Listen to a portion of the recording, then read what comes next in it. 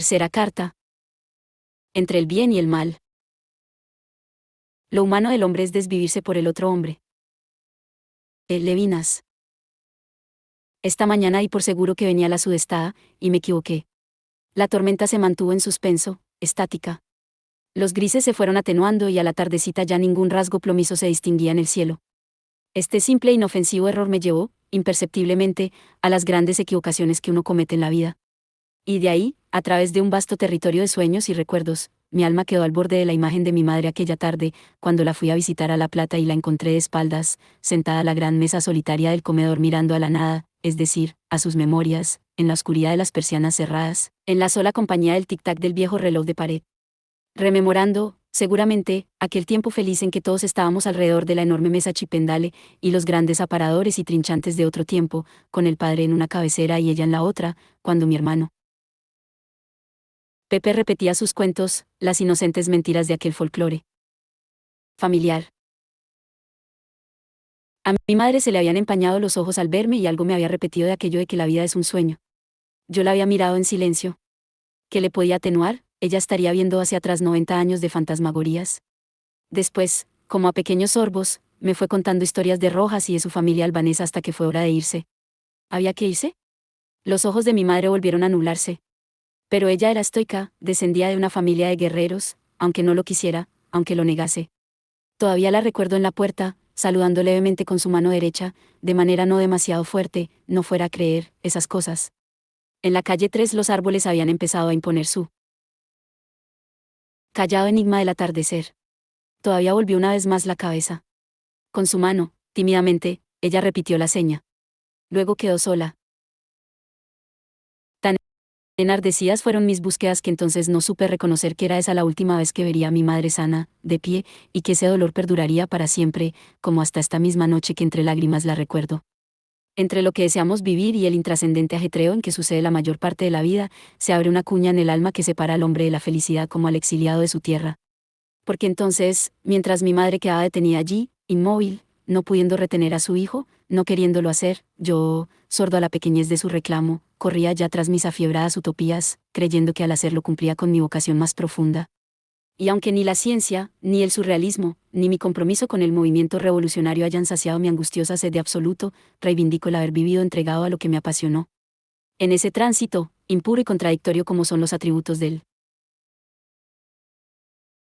movimiento humano, me salvó un sentido intuitivo de la vida y una decisión desenfrenada ante lo que creía verdadero.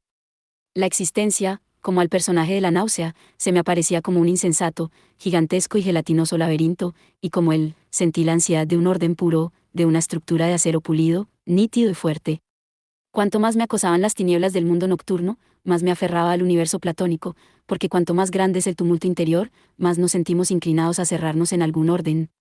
Y así, nuestras búsquedas, nuestros proyectos o trabajos nos quitan de ver los rostros que luego se nos aparecen como los verdaderos mensajeros de aquello mismo que buscábamos, siendo a la vez, ellos, las personas a quienes nosotros debiéramos haber acompañado o protegido. ¿Qué poco tiempo le dedicamos a los viejos? Ahora que yo también lo soy, cuántas veces en la soledad de las horas que inevitablemente acompañan a la vejez, recuerdo con dolor aquel último gesto de su mano y observo con tristeza el desamparo que traen los años, el abandono que los hombres de nuestro tiempo hacen de las personas mayores, de los padres, de los abuelos, esas personas a quienes les debemos la vida. Nuestra avanzada sociedad deja de lado a quienes no producen. Dios mío, dejados a su soledad y a sus cavilaciones, cuánto de respeto y de gratitud hemos perdido. Qué devastación han traído los tiempos sobre la vida, qué abismos se han abierto con los años, cuántas ilusiones han sido agostadas por el frío y las tormentas, por los desengaños y las muertes de tantos proyectos y seres que queríamos. Yo había intentado un ascenso, un refugio de alta montaña cada vez que había sentido dolor, porque esa montaña era invulnerable, cada vez que la basura ya era insoportable, porque esa montaña era límpida, cada vez que la fugacidad del tiempo me atormentaba, porque en aquella altura reinaba la eternidad. Pero el rumor de los hombres había terminado siempre por alcanzarme, se colaba por los intersticios y subía desde mi propio interior. Porque el mundo no solo está afuera sino en lo más recóndito de nuestro corazón. Y tarde o temprano aquella alta montaña incorruptible concluye pareciéndonos un triste simulacro, una huida, porque el mundo del que somos responsables es este de aquí, el único que nos hiere con el dolor y la desdicha, pero también el único que nos da la plenitud de la existencia, esta sangre, este fuego, este amor, esta espera de la muerte. El único que nos ofrece un jardín en el crepúsculo, el roce de la mano que amamos. Mientras les escribo, vuelve la imagen de mi madre a quien dejé tan sola en sus últimos años. Hace tiempo escribí que la vida se hace en borrador, lo que indudablemente le da su trascendencia, pero nos impide, dolorosamente, reparar nuestras equivocaciones y abandonos. Nada de lo que fue vuelve a ser, y las cosas y los hombres y los niños no son lo que fueron un día. Qué horror y qué tristeza, la mirada del niño que perdimos. Mira. Las palabras inocentes me han rejuvenecido al fin y como en otro tiempo las lágrimas brotan de mis ojos. Y recuerdo los días hace mucho pasados y la tierra nativa vuelve a alegrar de nuevo mi alma solitaria y la casa donde crecí un día con tus bendiciones, donde, alimentado con amor, muy pronto creció el niño. Ah, cuántas veces pensé que yo te reconfortaría cuando a mí mismo me veía orar a lo lejos sobre el vasto mundo. Mucho intenté y soñé, y me he llagado el pecho a fuerza de luchar, pero haréis que yo sane, queridos míos. Y aprenderé a vivir como tú, madre, mucho tiempo, es piadosa y tranquila la vejez. Vendré a ti, bendice ahora a tu nieto una vez más, que, así, el hombre mantenga lo que de niño prometió. Olderlin. En la desesperación de ver el mundo he querido detener el tiempo de la niñez. Sí, al verlos amontonados en alguna esquina, en esas conversaciones herméticas que para los grandes no tienen ninguna importancia, he sentido necesidad de paralizar el curso del tiempo. Dejar a esos niños para siempre ahí, en esa vereda, en ese universo hechizado. No permitir que las suciedades del mundo adulto los lastimen, los quiebren. La idea es terrible, sería como matar la vida, pero muchas veces me he preguntado en cuánto contribuye la educación a adulterar el alma de los niños. Es verdad que la naturaleza humana va transformando los rasgos, las emociones, la personalidad, pero es la cultura la que le da forma a la mirada que ellos van teniendo del mundo. Es urgente encarar una educación diferente, enseñar que vivimos en una tierra que debemos cuidar, que dependemos del agua, del aire, de los árboles, de los pájaros y de todos los seres vivientes, y que cualquier daño que hagamos a este universo grandioso perjudicará la vida futura y puede llegar a destruirla. Lo que podría ser la enseñanza si en lugar de inyectar una cantidad de informaciones que nunca nadie ha retenido, se la vinculara con la lucha de las especies, con la urgente necesidad de cuidar los mares y los océanos. Hay que advertirles a los chicos del peligro planetario y de las atrocidades que las guerras han provocado en los pueblos. Es importante que se sientan parte de una historia a través de la cual los seres humanos han hecho grandes esfuerzos y también han cometido tremendos errores. La búsqueda de una vida más humana debe comenzar por la educación. Por eso es grave que los niños pasen horas atontados delante de la televisión, asimilando todo tipo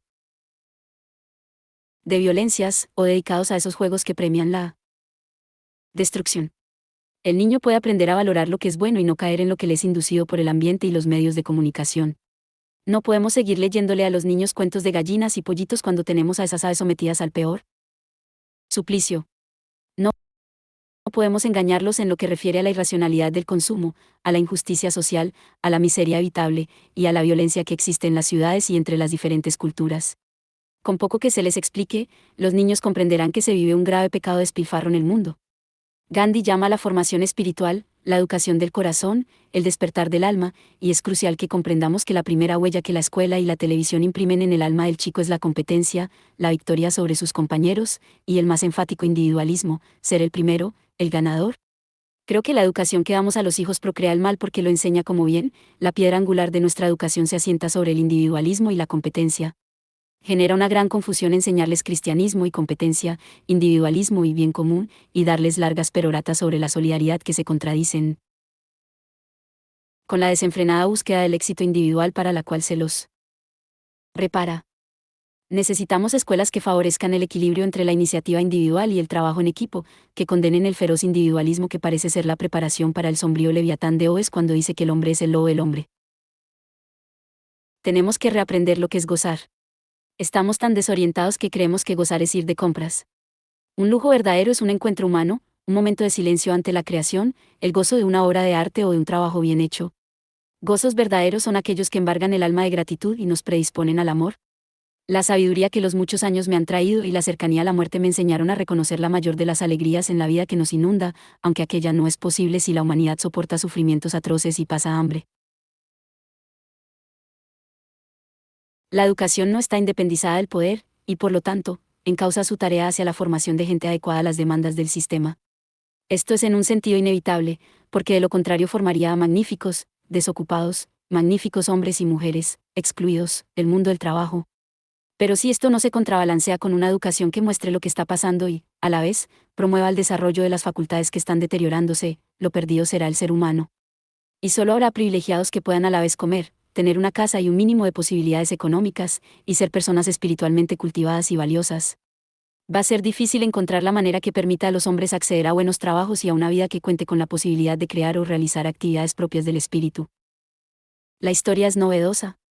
El hombre, enceguecido por el presente, casi nunca prevé lo que va a suceder.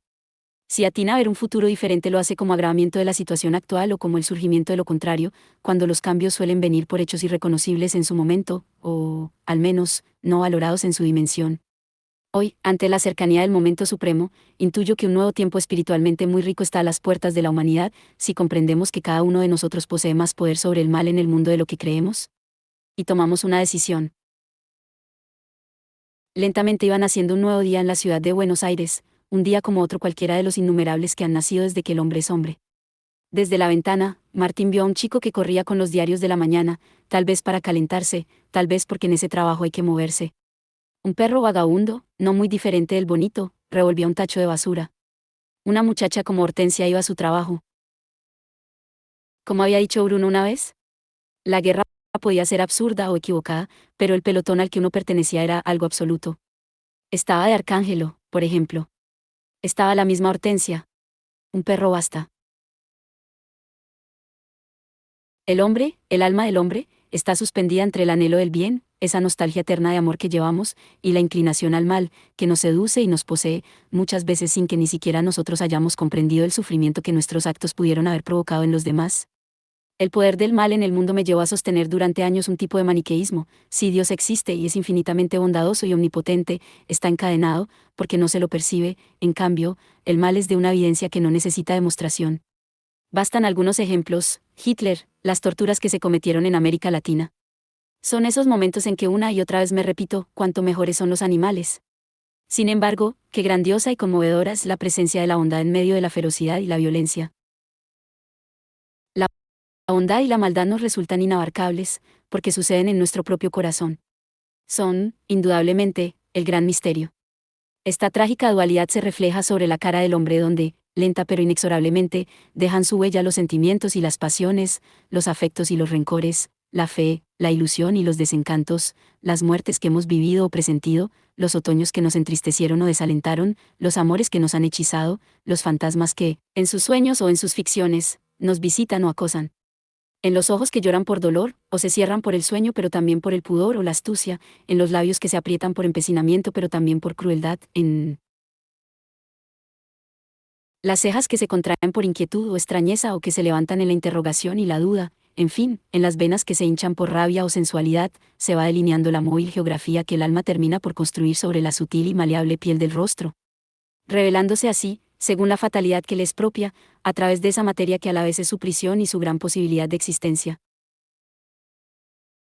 El arte fue el puerto definitivo donde colmé mi ansia de nave sedienta y a la deriva. Lo hizo cuando la tristeza y el pesimismo habían ya roído de tal modo mi espíritu que, como un estigma, quedaron para siempre enhebrados a la trama de mi existencia. Pero debo reconocer que fue precisamente el desencuentro, la ambigüedad, esta melancolía frente a lo efímero y precario, el origen de la literatura en mi vida. En los tratados, el escritor debe ser coherente y unívoco y por eso el ser humano se le escapa de las manos. En la novela, el personaje es ambiguo como en la vida real, y la realidad que aparece en una gran obra de ficción es realmente representativa. ¿Cuál es la Rusia verdadera? ¿La del piadoso, sufriente y comprensivo Aliosa Karamazov? ¿O la del canalla de Svidrigailo? Ni la una ni la otra. O, mejor dicho, la una y la otra. El novelista es todos y cada uno de sus personajes, con el total de las contradicciones que esa multitud presenta. Es a la vez, o en diferentes momentos de su existencia, piadoso y despiadado, generoso y mezquino, austero y libidinoso. Y cuanto más complejo es un individuo, más contradictorio es. Lo mismo ocurre con los pueblos. No es una casualidad que el desarrollo de la novela coincida con el desarrollo de los tiempos modernos. ¿Dónde se iban a refugiar las furias? Cuando una cultura las reprime, explotan y su daño es mucho mayor. Se habla mucho del hombre nuevo, con mayúsculas. Pero no vamos a crear a ese hombre si no lo reintegramos. Está desintegrado por esta civilización racionalista y mecánica de plásticos y computadoras. En las grandes culturas, como en las obras de arte, las fuerzas oscuras son atendidas, por más que nos avergüencen o nos den asco. Persona, quiere decir máscara, y cada uno de nosotros tiene muchas. ¿Hay realmente una verdadera que pueda expresar la compleja, ambigua y contradictoria condición humana? Me acuerdo de algo que había dicho Bruno: siempre es terrible ver a un hombre que se cree absoluta y seguramente solo, pues hay en él algo trágico, quizás hasta de sagrado, y a la vez de horrendo y vergonzoso. Siempre, decía Bruno, llevamos una máscara, que nunca es la misma sino que cambia para cada uno de los lugares que tenemos asignados en la vida: la del profesor, la del amante, la del intelectual, la del héroe, la del hermano cariñoso. Pero, ¿qué máscara nos ponemos o qué máscara nos queda cuando estamos en soledad, cuando creemos que nadie, nos observa, nos controla, nos escucha, nos exige, nos suplica, nos intima, nos ataca? ¿Acaso el carácter sagrado de ese instante se deba a que él hombre está entonces frente a la divinidad, o por lo menos ante su propia implacable conciencia? ¿Cuántas lágrimas hay detrás de las máscaras? ¿Cuánto más podría el hombre llegar al encuentro con el otro hombre si nos acercáramos los unos a los otros como necesitados que somos, en lugar de figuramos fuertes? Si dejáramos de mostrarnos autosuficientes y nos atreviéramos a reconocer la gran necesidad del otro que tenemos para seguir viviendo, como muertos de sé que somos en verdad, cuánto mal podría ser evitado. Viene a mi memoria aquel relato que hace Saint-Exupéry de cuando tuvo que aterrizar forzosamente en el desierto, y él y su mecánico quedaron por 3 días sin agua para beber. Hasta el rocío sobre el fuselaje del avión lamían al amanecer. Cuando el delirio ya había comenzado a poseerlos, un beduino sobre un camello, desde una duna lejana, fijó su mirada sobre ellos. El nómada avanzó sobre la arena, nos dice, como un dios sobre el mar. El árabe nos ha mirado, simplemente. Nos ha empujado con las manos en nuestros hombros, y hemos obedecido. Nos hemos tendido. No hay aquí ni razas, ni lenguas, ni divisiones. Hay ese nómada pobre que ha posado sobre nuestros hombros manos de arcángel. Después de hacer una descripción inolvidable del agua, dice: en cuanto a ti que nos salvas, beduino de Libia, te borrarás, sin embargo, para siempre de mi memoria. No me acordaré nunca de tu rostro. Tú eres el hombre y te me aparecerás con la cara de todos los hombres a la vez. Nunca fijaste la mirada para examinarnos, y nos has reconocido. Eres el hermano bien amado. Y, a mi vez, yo te reconoceré en todos los hombres. Te me aparecerás bañado de nobleza y de benevolencia, gran Señor que tienes el poder de dar de beber. Todos mis amigos, todos mis enemigos en ti marchan hacia mí, y no tengo ya un solo enemigo en el mundo. Los tiempos modernos fueron siglos señalados por el menosprecio a los esenciales atributos y valores del inconsciente. Los filósofos de la Ilustración sacaron la inconsciencia a patadas por la puerta. Y se les metió de vuelta por la ventana. Desde los griegos, por lo menos, se sabe que las diosas de la noche no se pueden menospreciar, y mucho menos excluirlas, porque entonces reaccionan vengándose en fatídicas formas. Los seres humanos oscilan entre la santidad y el pecado, entre la carne y el espíritu, entre el bien y el mal. Y lo grave, lo estúpido es que desde Sócrates se ha querido proscribir su lado oscuro. Esas potencias son invencibles. Y cuando se las ha querido destruir se han agazapado y finalmente se han revelado con mayor violencia y perversidad. Hay que reconocerlas, pero también luchar incansablemente por el bien. Las grandes religiones no solo preconizan el bien, sino que ordenan hacerlo, lo que prueba la constante presencia del mal. La vida es un equilibrio tremendo entre el ángel y la bestia. No podemos hablar del hombre como si fuera un ángel, y no debemos hacerlo. Pero tampoco como si fuera una bestia, porque el hombre es capaz de las peores atrocidades, pero también capaz de los más grandes y puros heroísmos. Me inclino con reverencia ante quienes se han dejado matar sin devolver el golpe. Yo he querido mostrar esta bondad suprema del hombre en personajes simples como Hortensia Paz o el sargento Sosa. Como ya lo he afirmado, el ser humano no podría sobrevivir sin héroes, santos y mártires porque el amor, como el verdadero acto creador, es siempre la victoria sobre el mal. Cuarta carta. Los valores de la comunidad. Cada uno de nosotros